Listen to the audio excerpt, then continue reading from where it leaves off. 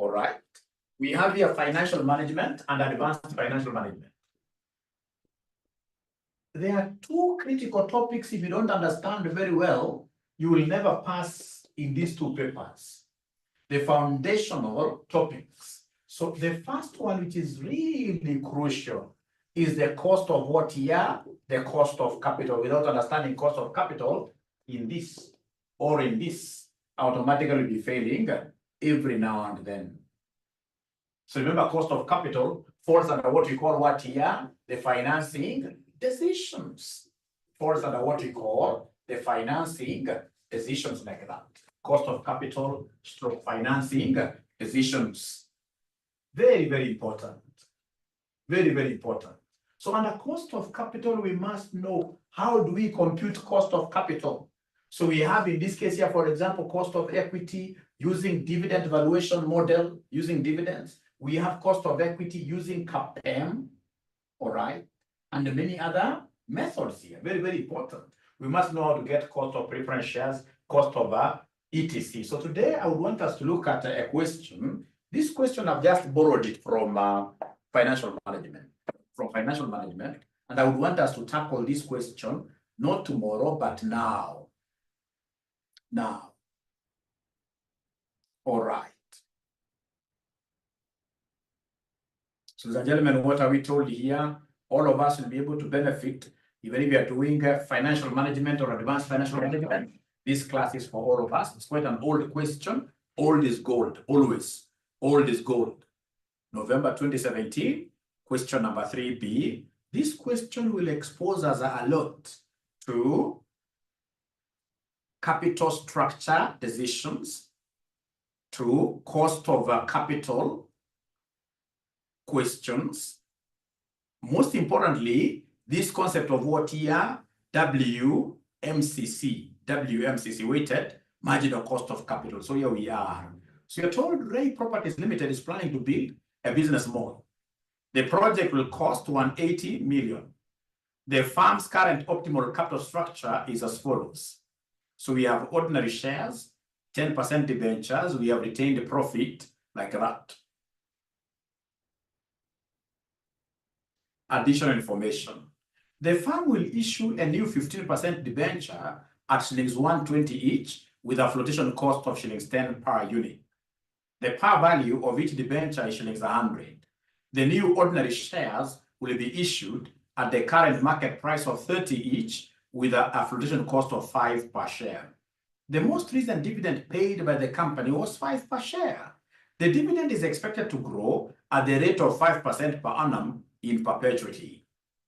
The firm expects to retain shillings 18 million to finance this investment. The corporation tax rate is 30%. So they want us to give them the amount to be raised from equity capital if the capital structure is to remain what here? Is to remain unchanged. Is to remain. You see, the capital structure is not going to change even in the future.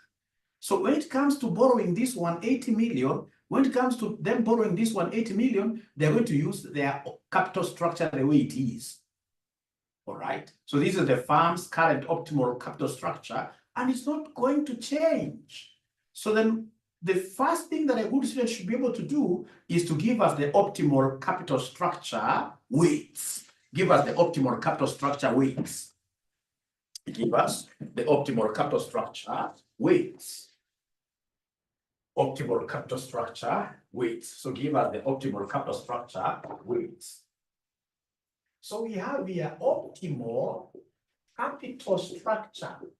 Optimal capital structure, what here? Weights like that. So we have two of them. We have equity and then we have debt. We have equity and then we have debt. So equity is how much? Equity I can see because this is future borrowing. I'll be able to explain this better. Equity we can see ordinary shares and we have retained profit. So please add both of them under equity. So we have 480,000 under equity. We have 480,000 plus 96. Because you see, ladies and gentlemen, if you're able to remember equity, the owner's funds. The owner's funds equity, we can raise money from the owners in two ways. Number one, we can sell shares to them. All right. If we sell shares to them, ordinary shares to them, Then they give us equity. Remember, equity is money from the owners. Or in this case here, these guys here can say, I mean, you guys made profits of 10 million last year. We are going to leave that money with you. So whenever we talk of equity, we are looking at retained earnings and ordinary shares. And that is why I'm adding these two. So can somebody give me this total here, 480,000 plus 96,000? This will give me what figure? Abracadabra. 480,000 plus 96,000. This will give me what figure? Abracadabra. If you don't talk to me, then, so we have here fit2, 576,000. Thank you so much. 576,000. Thank you so much. And then we have our debt. Is there somebody who is able to see the debt amount? Oh, yeah. The debt amount, what do we have here? Debt amount. Debt amount, ladies and gentlemen, is 384,000. The debt amount is 384,000. Debt amount is 384,000. So then in this case, are you able to give me this total figure here? Please give me the total here, the total capital structure, the total here. What do we have for the total, ladies and gentlemen? Total is 500 and no, the total when you add the two is 960,000. So this is 960,000. So I want you guys to give me the weights here. Give me the weights here. Give me the weights here. So this will be 576 over 960. This will be 384 over 960. If you wish, you can put those 3 zeros, but I've just chopped them. I've just chopped them. So is there somebody who can give me these weights in 2 decimal or even 4? It doesn't matter. Give me 2 decimal places for my, 0.6. Exactly 0.6. Exactly 0.6.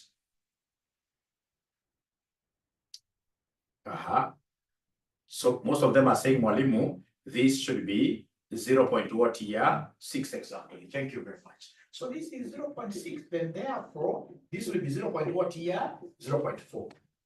0.6. So what does this mean? It means that in future, even in future borrowings, 60% will be equity, 60% will be equity, and the 40% will be debt. Sijui kama tunaelewana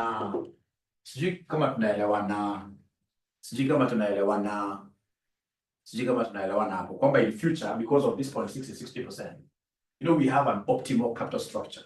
And if it's optimal means best, we don't want to change from an optimal capital structure to a bad capital structure.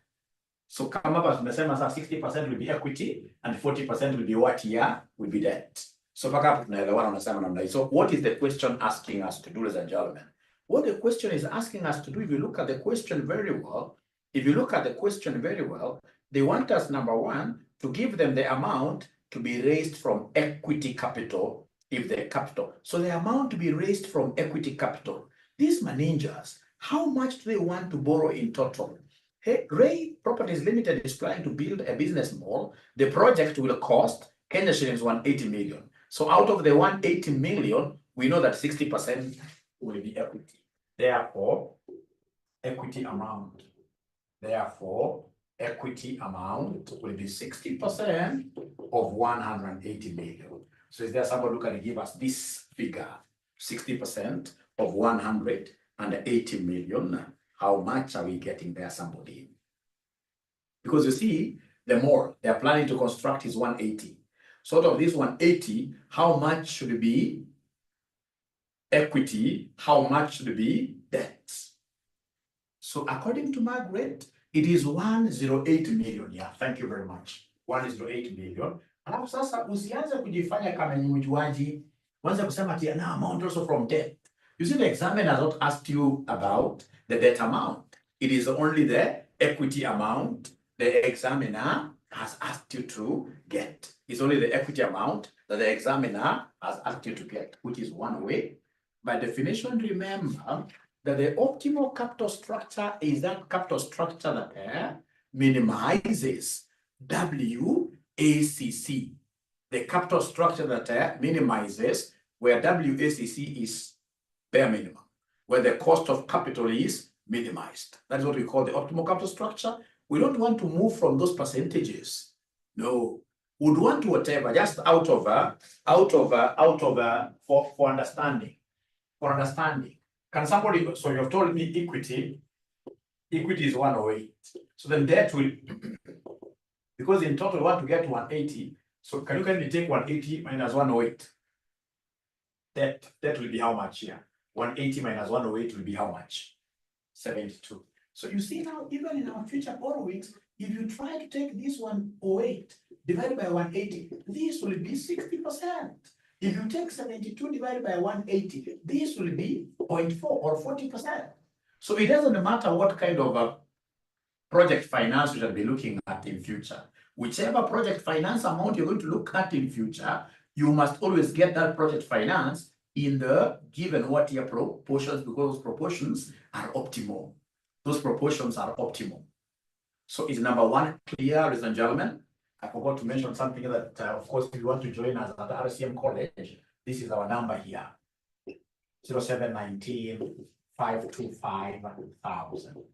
If you want to join us at RCM College, that's our number. And we, of course, charge quite reasonable amounts for our classes, 4,800 per paper. And then, of course, 4,000 for any retakes. Retakes 4,000. You need, in this case here, too. Yeah, where do you get the 180? Thanks for asking. Where do you get the 180? Remember, Ray Properties Limited is planning to build a business mall. The project will cost how much here? 180 million. So this is the amount you are looking for. You as the finance manager, you've been told, want to do a project, want to do a mall, and the project cost is 180,000, 180 million, So they tell you get outside there and look for that 180. And then, of course, you're going to issue shares of 180, and then, of course, debt of 72. I hope Festus up to there, we are together. How Festus up to there, we are together. All right, and I'm so happy because I can see we are 61. I'm so sure there must be ninjas here who have called their friends, which is really good, Then from there, we go to question number what here 2. They want us to give them the number of ordinary shares the company should issue to raise the desired external equity capital. Number of shares. So how do we get this number of shares? How do we get this number of shares now here? How do we get number of shares here, ladies and gentlemen, pretty fast? So we get number of shares to be issued. This is how we shall get number of shares to be issued.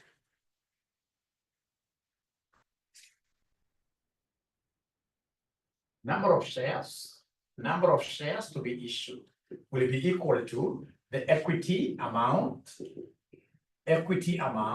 divided by issue price. Equity amount divided by issue price. But again, remember, this is really a very, very good examiner, because he is telling you that out of this equity amount, by the way, you gave me an equity amount of how much here? You guys gave me an equity amount of 108, isn't it? You gave me equity amount of 108. Is that the case? Equity, 108. But now out of this 108, part of this will be gotten from the farm. Part of this will be coming from retained earnings. And they've been told, ladies and gentlemen, the amount which will come from retained earnings, you are told here. The firm expects to retain 18 million to finance this investment.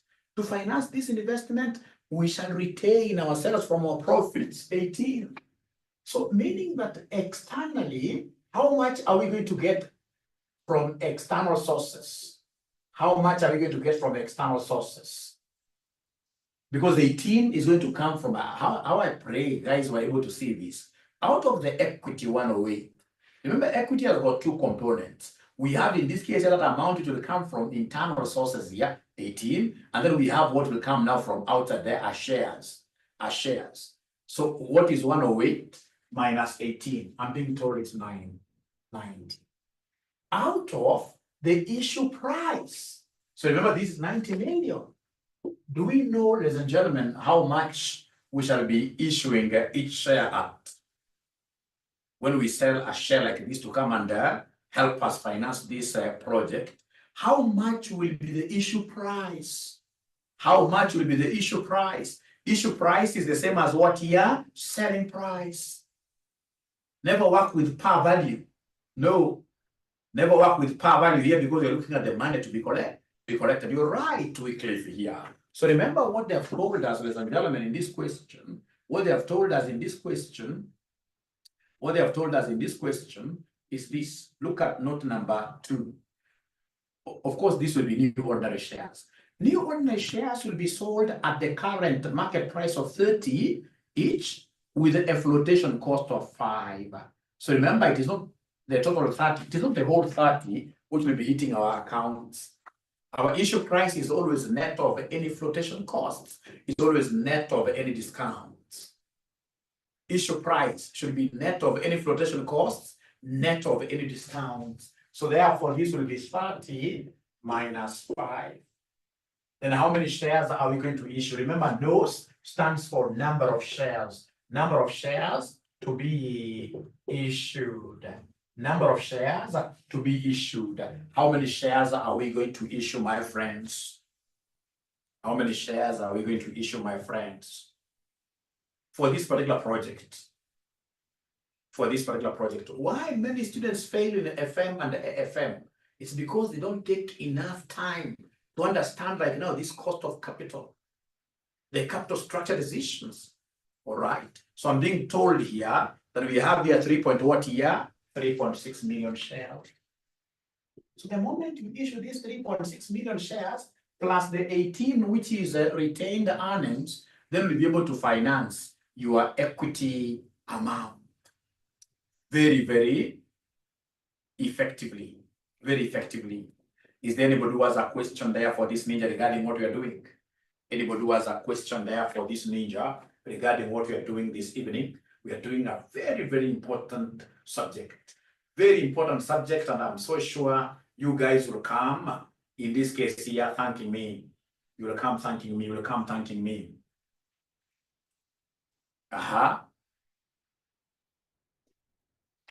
So repeat here. All right. So remember, what have we done here? How do we normally get number of shares? To get number of shares, we shall take the number of, or rather the equity amount divided by the issue price. Remember the equity amount, when we computed the equity amount was 108. But remember, normally equity has got 2 components here. Equity has got 2 components. We have retained earnings, and then we have a share capital. Retained earnings and share capital. So the total equity is 108, and retained earnings will be 18. So then how much do we expect to get from the share capital? It will be 108 minus this 18, which gives me this 90. So then this 90 million is from all the shares. So to be able to get number of shares exactly, I need to come and take the amount to be raised from shares, which is 90, divided by our issue cost. And each share is being issued at 30, and then there is a flotation cost of what here? A flotation cost of 5. A flotation cost of 5. Flotation cost of 5.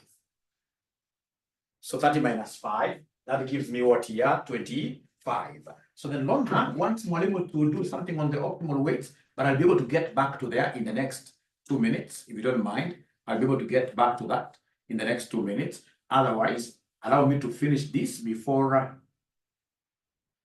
allow you, those who have understood, to run away. And then I'll be left with somebody who has not understood this. Now, so number 1, 2 done. Now we are doing number 3. So number 3, they want me to give them the firm's weighted marginal cost of capital. WMCC. WMCC. Now you need to know how to differentiate between WACC and WMCC. Is there anybody who knows the difference between the two? Is there anybody who could be knowing the difference between the two? WACC and WMCC. Anybody who could be knowing the difference between the two? WACC and the WMCC. Ladies and gentlemen, remember the WACC. WACC is for existing projects, for existing finance, for existing finance. That's for existing what here? For existing finance.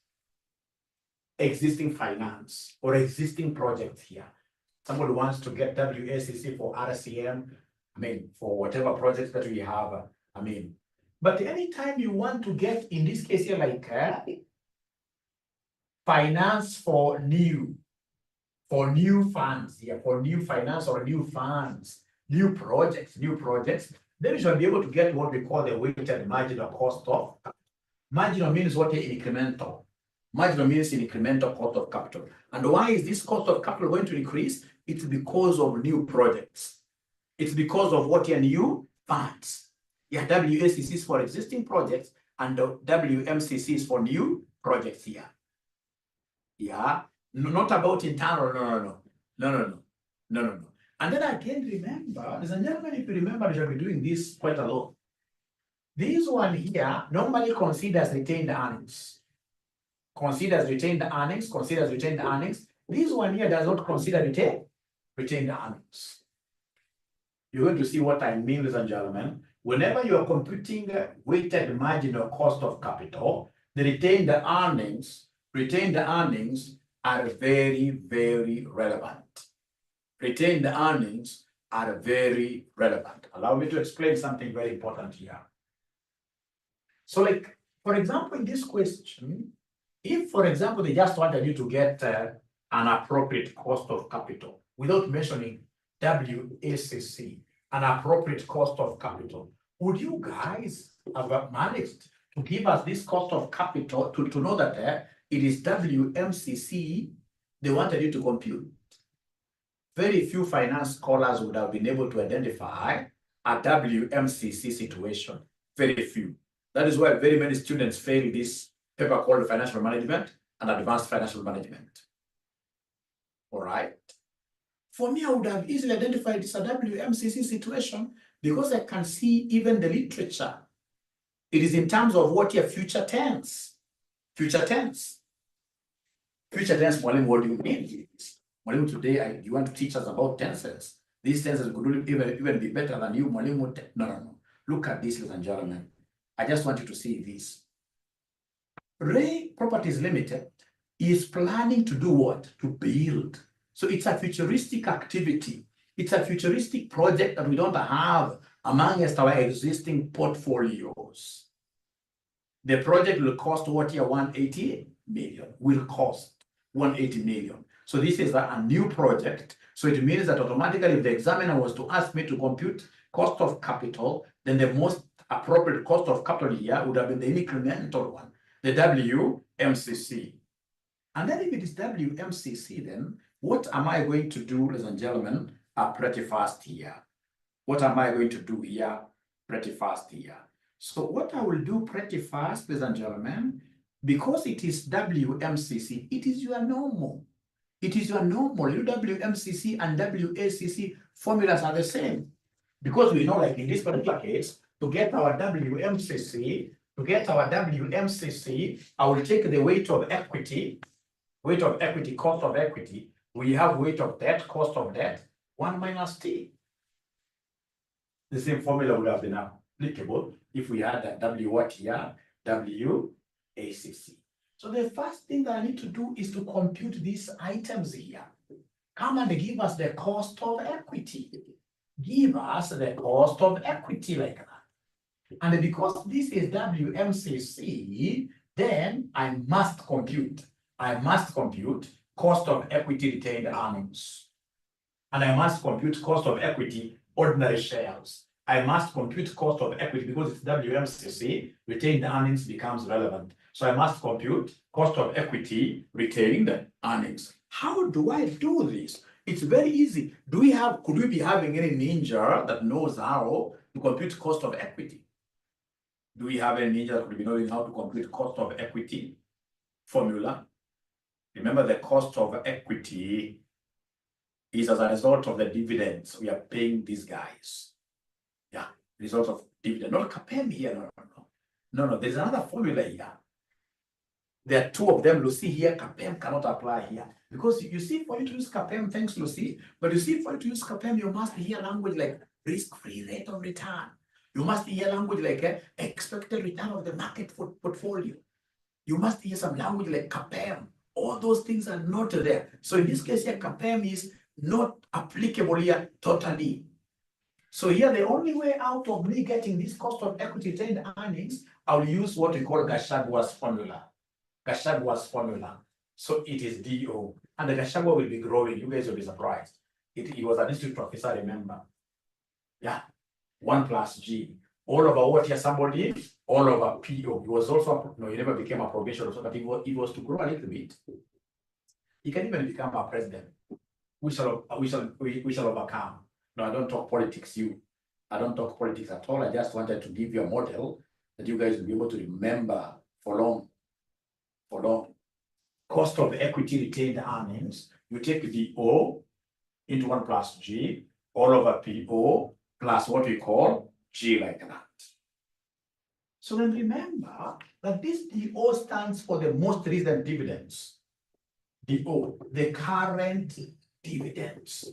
The current dividends. What we call the DPS. What we call the DPS like that. What we call the DPS. PO stands for, in this case here, the current what here? Price of a share. Price of a share, to be specific, it is market price of a share. Market price of a share. All right. G in this case here stands for what here? G stands for growth rate of dividends. Growth rate of dividends. Growth rate of dividends. So of course I chose a topic that we haven't yet taught, but very, very sensitive. Yeah. Because when I was advertising the class, for sure if you saw my advertisement, this session was to be for students who have ever attempted the exam and failed. But now that all of us are here, with this speed that I'm going with, you guys, everybody will be able to understand. Yeah, and that's why I requested you to write at the back of your books, at the back of your books. So then let's walk together in this journey. Is there somebody who is able to see the current dividends? Anybody who is able to see the current dividends, ladies and gentlemen? Thank you so much. Dividend discounting model. I love that, Caroline. That's very good. That's very good.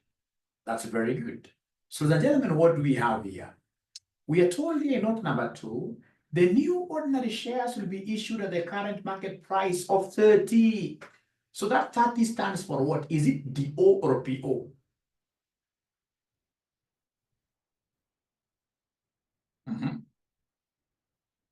Is that PO or DO? It's a market price. So that is PO. That is 30 PO. And then you can see here, the most recent dividend paid back, most recent means today, most recent means now, O. The most recent dividend, which is our DO, will be 5. And this dividend will be growing at 5%.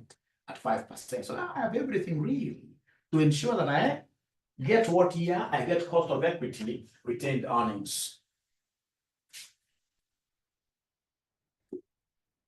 So you guys have just told me that DO, you guys have just told me that DO is 5 into 1 plus G, G is 0.05.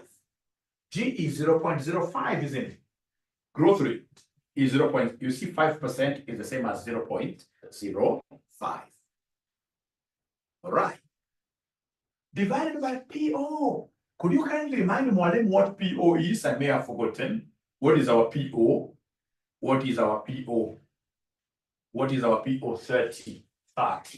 Plus again, growth rate of 0.0. I would want, ladies and gentlemen, to make it very, very clear for everybody. I would want to make this very, very clear for everybody. Whenever it comes to retained earnings, what is retained in the organization, we don't subtract flotation cost. Because I'm so sure somebody may come and say, well, subtract flotation cost. No. Retained earnings is already money in our bank accounts. We are only going to get this money from our bank accounts, 18 million. We invest in our new project. We shall not be sweating to raise money out of our retained earnings.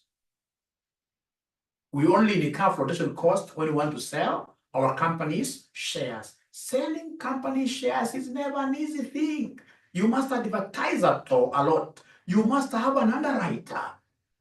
But whenever you're getting money from retained earnings, flotation cost is always what here? 0. If I were you, I would have said that flotation cost flotation cost, flotation like this, flotation cost, and retained earnings. Flotation cost and retained earnings equals who? Equals 0. Flotation cost and retained earnings equals 0. Flotation cost and retained earnings equals 0. So let us get all of us our calculators. Let's get all of us our calculators. So if we get our calculators, we are saying 5 times into brackets 1 plus 0.05 close, you say divided by 30 equals first. Whatever I get, I add this independent G plus 0.05. So then this one here, if I say SD, I'm getting 0.025. 0.025, sorry, 0.025. So this is 0.025, 0.022, no, 0.225, which is the same as 22.5 watt year percent, which is the same as 22.5%. So, and the cost of equity, I will have to get cost of equity retained earnings, very, very important. And then I must get cost of equity, ordinary shares, cost of equity, ordinary shares, cost of equity, ordinary shares. So I must come here now. Remember, I'm doing this simply because I'm getting WMCC. Otherwise, if it was WACC, I would not have computed cost of equity retained earnings. I would have straight away gotten cost of equity, ordinary what year? Ordinary shares only. But because it is weighted average, or rather weighted marginal cost, the two of them are relevant. So then go ahead and give me the second tick there, and the cost of equity, give me the cost of equity, give me the cost of equity shares, ordinary shares, give me the cost of equity, give me the cost of equity, ordinary shares. Every other thing will remain the same. Every other thing will remain the same, except for the fact that, ladies and gentlemen, to sell shares outside is never easy. You really have to struggle a lot for your shares to be accepted outside here, like Safaricom did during the initial public offering. You must produce a prospectus, you must advertise on the daily newspapers, you must go to Kameme, you must go to all over. People are advertised. Very, very costly. So now here, because it's cost of equity shares, then you're going to introduce flotation cost. So then this one here will be DO, still that remains as 5, 1 plus 0.05 like that, all over PO. Our PO is 30, minus flotation cost. Flotation cost has been given there. Is there somebody who is able to see flotation cost, ladies and gentlemen? Anybody who is able to see our flotation cost in this question? Anybody who is 5? Thank you so much. 5. And then the growth rate still remains at 0.05. The growth rate remains at 0.05. So then you come and take, in this case here, your calculator, you say 5 times 1.05 divided by 24. You say equals, and then you say plus 0.05 equals SD. I'm getting 26%. I'm getting 26%, 0.26, which is the same as what here? 0.26, which is the same as 26%, like 26%. So is this clear, ladies and gentlemen? Because for me to be able to get this WMCC, I must get cost of equity. I must get cost of what here? Debt. So up to here, is it clear? Is it clear up to here? Very clear. Thank you very much. Now then that opens a door for me to go and now discuss what we call cost of debt. Cost of debt. So cost of debt, we have got 2 types of debt instruments. Do you know them? We have got 2 types of debt instruments. Do you know them? 2 types of debt instruments. Do you know them? 2 types of debt instruments. Do you know them? Do you know them? The debt instruments. We have what we call irredeemable debt. And then we have redeemable debt. Irredeemable and redeemable. Redeemable. Those are those debt instruments with a maturity period. We are told that this debt will be reimbursed after, say, 10 years. And then redeemable, these are the normal bank loans, which of course you and I will always know how to roll over. We keep on rolling them over like that. I mean, kakiisha hivi, unaenda unakopa kingine kwa bank. Ako ni redeemable. Kakiisha, unakimbia unakopa kingine kwa bank. Ako ni redeemable. Now, what kind of debt do we have here? The firm will issue a new 15% debenture at 120 each, with a flotation cost of shillings 10 per unit. The par value of each debenture is shillings what here? Is shillings 100. Is shillings 100. So what type of a debt is this? Is it redeemable? This debt. Is it redeemable, my good students? This debt. Is it redeemable, my good students? If it was a redemption debt, then I would have seen the period of redemption. I would have seen like this thing should be redeemed after say 10 years. So this is irredeemable. And if it is irredeemable, then this is an examiner who is wishing you success. Because if it is irredeemable, what I will do, I will simply come and get my KD. So this is irredeemable. And if it is irredeemable, then my KD is very easy. I will take the interest, divide this by what your market value of bond, minus any flotation cost if there is. And this interest must be after what year? After tax. After tax. The interest there must be after tax. Then the next thing that I will do, I will come here and compute the interest amount. This is very important, it confuses students. So interest amount, I've seen the rate of interest is 15%. So 15% of the par value. 15% of the par value. 15% of the par value. Remember, interest amount, you take the coupon rate times the par value. You take the coupon rate times the par value. So do we have the par value in this question? Do we have the par value in this question? Do we have the par value in this question? So the par value, ladies and gentlemen, we are told that the firm will issue a new 15% debenture at shillings 120. You can see they're issuing new at shillings 1. That must be the value of the bond. The current market value of the bond is 120 with a flotation cost of 10 per unit. And the par value is 100. So it should be 15% of 100. 15% of 100. So this shall be 15% of 100. So 15% of 100. So 15% of 100. This gives me 15 bob. So it should be 15%, not of the market value, but of the par value.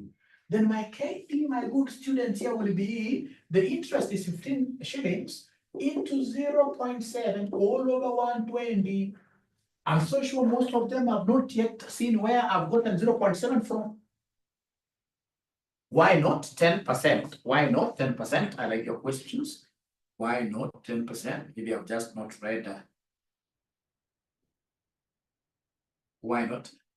You can see, remember, thank you for that question. You see, this 10% is the old debt. 10% is the old debt.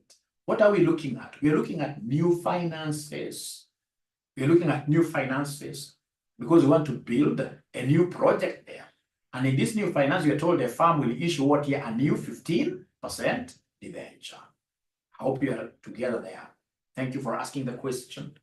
Thank you for asking the question. So that I pick up my calculator, I say 15 times 0.7 divided by 120, whatever I get, I say times 100. Then, ladies and gentlemen, I'm at home. I'm at home. What are you guys able to get?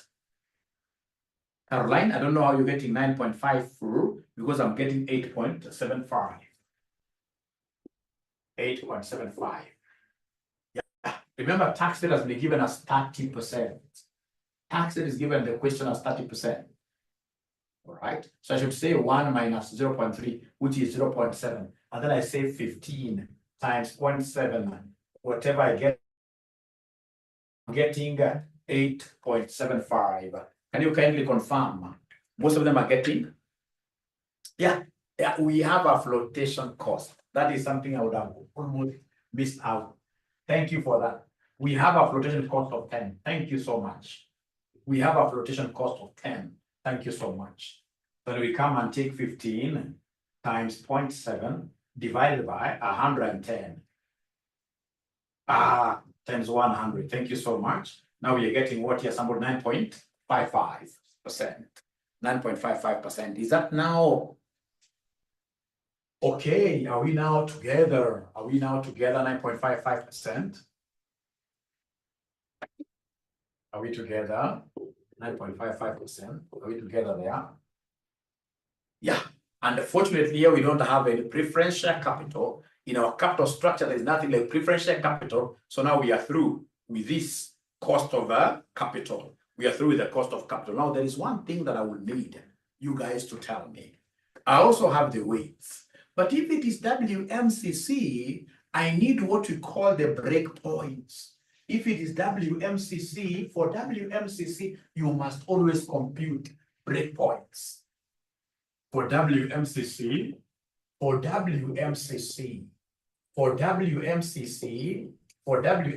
you must compute breakpoints. You must compute breakpoints. If you remember very well, a breakpoint is that exact point where the cost of capital changes. That exact point where the cost of capital changes is what we call breakpoint. That, for example, your cost has been 12. Once you hit this breakpoint, then of course we expect the 12 to go up, maybe to 14. So the breakpoint, of course, is there to get rid of what is this continuity. So at the breakpoint, for WMCC, you must compute breakpoints. And at breakpoint, we expect the cost of capital of a firm to change. And how do we get these breakpoints? To get breakpoints, ladies and gentlemen, this is how we normally get our breakpoints. Very easy. To get breakpoints, we normally take the maximum amount. We normally take the maximum amount available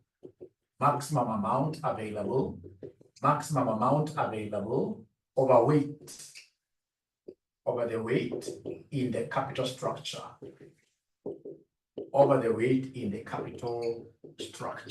This is a very important formula that I want you to write.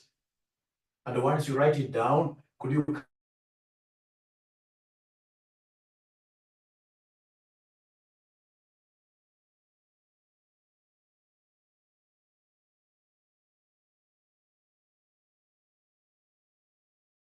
maximum amount available divided by weight in the capital structure. And we shall get the breakpoint for equity, and for debt. So remember, equity, you've got two things. You have retained earnings and you have ordinary shares. So equity, you must give us breakpoint for retained earnings first, cheaper. And then breakpoint for the ordinary shares. So come here and they give me BP1, retained earnings. Let me ask you guys a question. Has this examiner given me the maximum retained earnings? For this particular project, have they given me the maximum retained earnings? Do I know how much can I withdraw maximally from the retained earnings account for this project, for this new project? They have told me they're going to give me how much maximum? They're going to give me 18 million. 18 million. All of it, if it is, I would have actually written like this. So this breakpoint, it will be maximum amount available, divide this by weight of equity. Because you see, retained earnings is an equity component. And you're saying that for retained earnings, we have 18 million. So this 18 million, we divide this by the weight of equity in the capital structure. Is there somebody who can remind us what the weight of equity in the capital structure, the optimal capital structure, the weight, was it 0.4 or 0.6? Can somebody remind me this? And this is going to be very clear, by the way. Can somebody remind me this? So the optimal weight was 0. What here? The optimal weight was 0.6. The optimal weight was 0.6. So can you kindly go ahead and divide this for me? 18 million divided by 0.6 will end up giving me what breakpoint?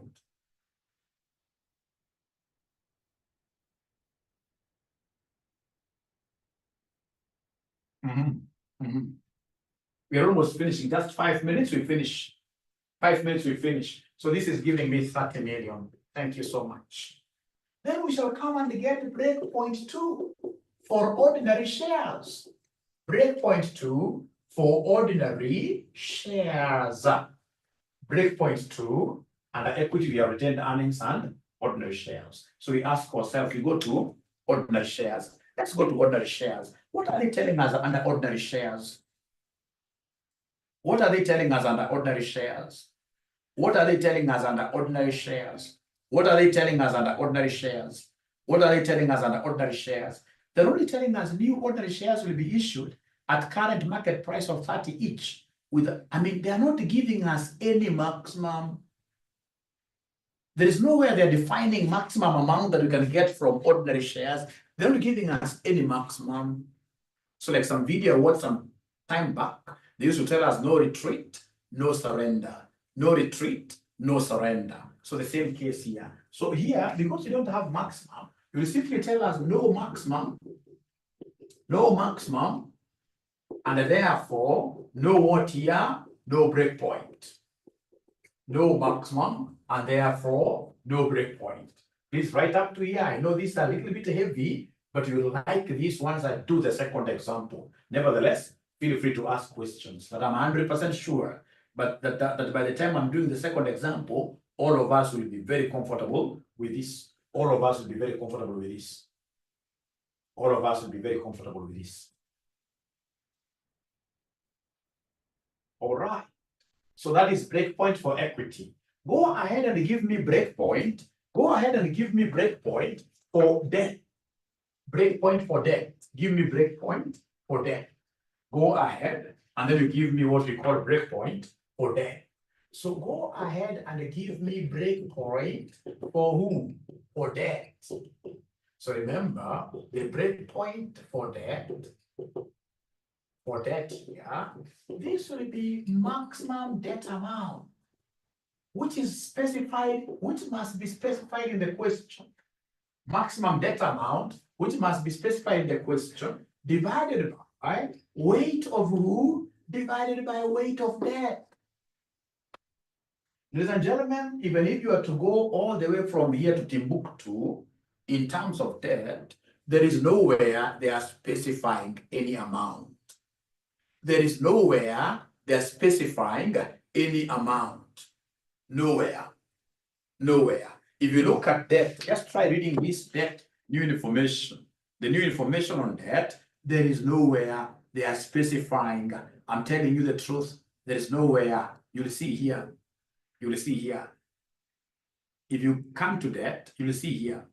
The firm will issue new 15% debentures at 120 with a flotation cost of 10 fine. The power value, there is nowhere they are talking about like 100 million is the maximum you can get from debt. There's no restrictions here. Remember, breakpoints normally happen whenever there are restrictions. So here there are no restrictions at all. No restrictions at all. So in this case here, then what do we do? No maximum. As somebody is telling us there globally. So also for breakpoint for debt here, no maximum, and therefore no breakpoint, no maximum, and therefore there's no breakpoint. So then go ahead and now give us summary. A summary is very, very important. Now we have finished the question. Just go ahead and give us the summary. Go ahead and give us the summary. We have now finished this question. Give us the summary. So the summary, I would want us to look at equity. Equity. So remember, for equity, I have in this case here cost of equity 1. Is there somebody who can remind me what cost of equity 1 was? Was it 22.5, the one of retained earnings? Was it 22.5%, the one of retained earnings? And then cost of equity 2. Cost of equity 2 was 26%. Is there somebody who is able to remember this? Is there somebody who is able to remember this? Yes. And then don't forget that we had a break point, just one break point of 30 million. One break point of 30 million. That is equity components. That is equity components. Very, very important. I have the two costs of equity, and then I have one break point like that. Very important. This is very important to me. This summary is very important to me. Ladies and gentlemen, I would want you to right away go ahead and give us the summary of that. That, if I remember very well, KD was only 1. The cost of debt was only 1. Was it 9.26? KD was only 1 without a break point. KD was only 1 without a break point. 9.55, yes. This was only 1, 9.55 like that. So go ahead and give us the WMCC schedule. Go ahead and give us the WMCC schedule. WMCC schedule. I'm so sure when I teach this for the very first time, there are ninjas who will just feel like energy has ran away out of their bodies. Even their breath has ran away out of their lives. But trust you me, once I repeat this or I do a different question, now ninjas will come back to life. So just hold on to your breath. So weighted marginal cost of capital schedule. So you shall give us breakpoints in ascending order. Breakpoints in ascending order. Fortunately, we only have one, which is 30 million. Only one, 30 million. We only have one, which is 30 million. So from there, come and give us, in this case here, the finance range. Give us what we call the finance range. So the finance range, you have to be very careful. You talk of 0 up to the figure we have here, 30. 0 up to 30. And then you say over 30. Over 30 up to. Remember, your finance range must go to infinity. So many guys forget this second class. The first one is 0 up to 30. The second one now is above 30 up to infinity, like that.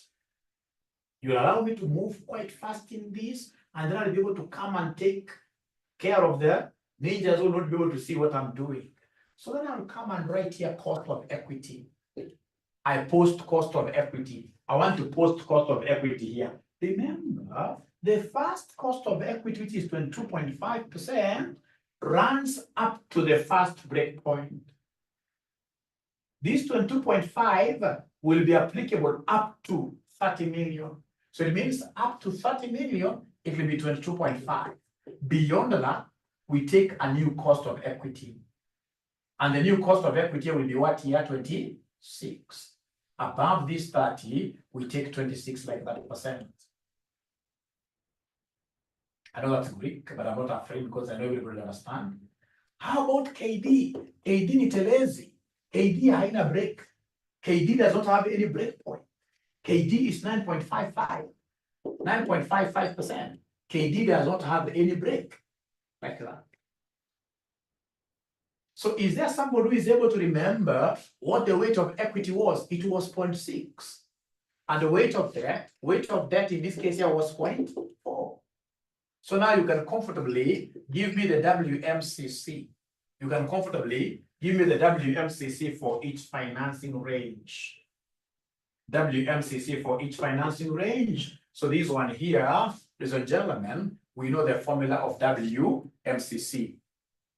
Yeah, I'll be able to address those questions if you don't mind. I'll be able to address those questions if you don't mind. So our WMCC, ladies and gentlemen, will be weight of equity, cost of equity, plus weight of debt, cost of debt. Of course, we have already adjusted this for tax.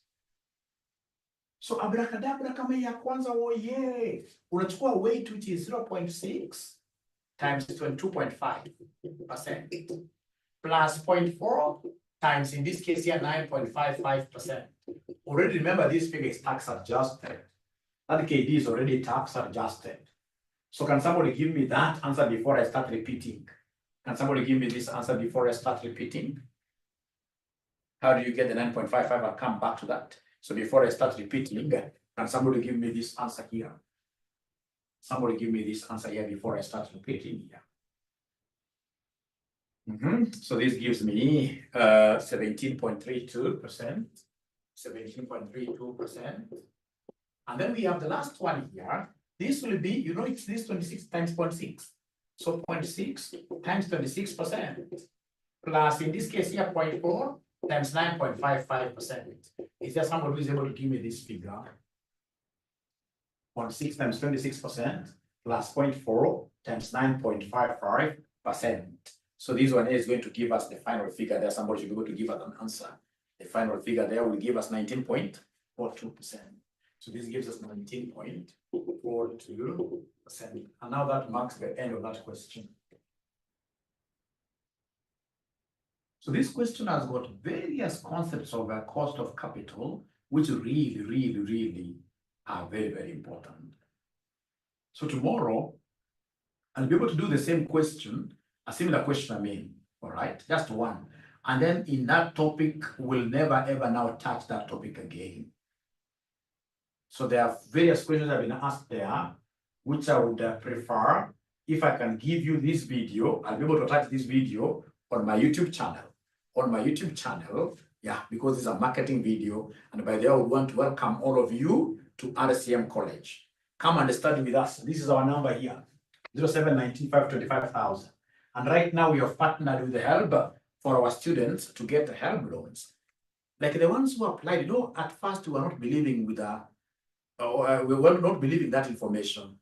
So just took some, about 20 students through, they were able to apply. They got allocations. Some of them were getting allocations of up to 60,000 at RCM. And you see 60,000 at RCM, given that we charge 4,800, all right? That will give you money for how many semesters? 4 semesters. And the other good thing with the HELB, ladies and gentlemen, is the fact that that loan, you'll only start repaying that loan after 3 years.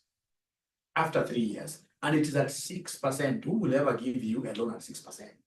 6%. All right. So if you would want, in this case, to get information about the HELB, and whatever, this is the person, the manager in charge of HELB at RCM. Yeah. They'll be able to take you through the process of applications, which is very important. Yeah. And remember, when you are doing CPA at the moment, yeah, you can apply. If you have a brother at home, a sister at home, who has an interest in accountancy and maybe you've been lacking funds, this is the opportunity, because CASNEB pays for them even registration fees. I mean, CASNEB now has really styled up. It's CASNEB and HELB. Yeah. So in this case, you are paid for. And remember now, this loan is not like the university loan, which has got a lot of competition. This one does not have competition. Actually, this is the first time people are getting these monies. All right. So it doesn't have no much competition. Whatever you apply for, maybe it'll come up 5,000. You apply for 60, it'll pay 50, 55 like that. Ukipata hiyo, ukimaliza hiyo semester ama mwaka ikisha, unaona apply more like that. All right. So then that was just by the way, the most important thing. We are ready to teach you finance, and we are welcome to join us at RCM. Otherwise, for now, please work with the video that I shall be able to upload on my YouTube channel, which is Joshua Aura. This video, very important, and be able to know how to call it. So Joshua Aura, and once you go to Joshua Aura, ensure that you are subscribing. Ensure that you are subscribing. Yeah. Are you able to tag me? Are you able to tag me, Purity? Are you able to tag me on the group there? Nowadays, you have young men who are able to really give students access to LMS very fast. Very fast. Otherwise, thank you so much. Be blessed. Enjoy your evening. Yeah, immediately, Gloria, after this, yes. After this, I'm taking it up now. Give me maximum 20 minutes. Thank you. Bye. And let's make RCM a household name on matters of what here? On matters of accountancy in this industry. Thank you. Bye.